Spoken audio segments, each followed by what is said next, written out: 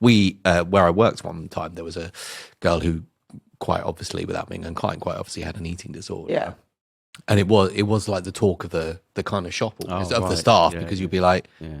every time I sit and somebody might go off, say, for example, they went off to university, come back to do work this summer, and they'd be like, is that so-and-so? Yeah, Because yeah. I didn't recognise her. Yeah.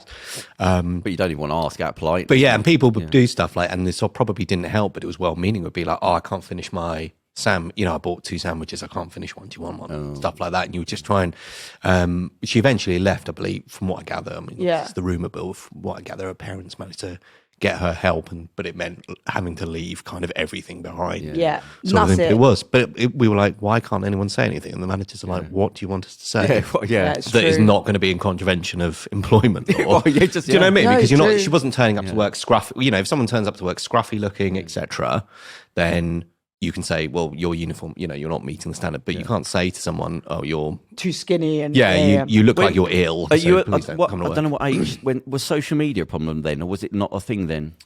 It wasn't so much social Must have media. just been coming in. It was, but it was for me, like, I had this whole thing growing up that, I had a very good I was very lucky in my childhood, even though there was a lot of trauma. Like, I had everything I wanted on the outside.